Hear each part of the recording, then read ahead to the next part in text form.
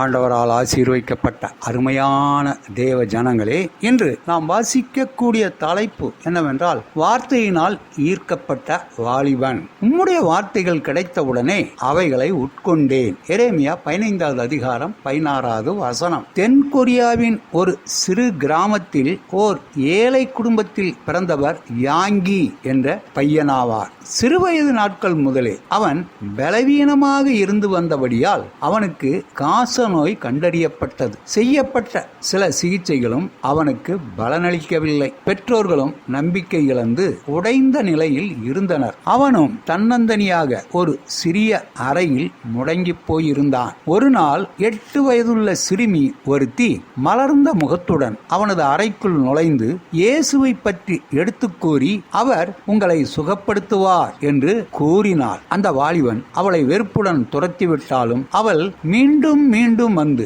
இயேசுவை பற்றி எடுத்து கூறிக்கொண்டே இருந்தார். ஒருமுறை அவள் ஒரு புதிய ஏற்பாட்டை கொடுத்த பொழுது அவன் அந்த புதிய ஏற்பாட்டை ஏற்றுக்கொண்டான். தனது அநேகமான சந்தேகங்களுக்கு அந்த புதிய ஏற்பாட்டில் பதில்கள் இருக்குமா என்று ஆராயும் நோக்கிலே அவன் அதை வாசிக்க ஆரம்பித்தான். அவன் உள்ளத்திலே விசுவாசம் உருவாக ஆரம்பித்தது. புது நம்பிக்கையும் பெருக்கெடுத்து ஓட ஆரம்பித்தது. தேவனுடைய வார்த்தையை வாசிக்க வாசிக்க உள்ளத்திலே புதுவிதமான அமைதியும் சமாதானமும் பிறந்தது. இயேசு என்னை சுகமாக்க வல்லவர் என்று இப்பொழுது அவனால் நம்ப முடிந்தது. சுகத்துக்காக அவன் ஜெபிக்க ஆரம்பித்தான். கொஞ்சம் கொஞ்சமாக அவன் நிலைமை முன்னேற்றம் அடைந்து பின்னர் முற்றிலும் சுகமடைந்து விட்டான். தேவனுக்கு ஊழியம் செய்ய தன்னையே முற்றிலும் அர்ப்பணித்தான். அவர்தான் உலக புகழ்பெற்ற ஊழியக்காரரான பால் யாங்கி சோ என்ற தேவ மனிதனாவார். உம்முடைய வார்த்தைகள் கிடைத்தவுடனே அவைகளை உட்கொண்டேன். உம்முடைய வார்த்தைகள்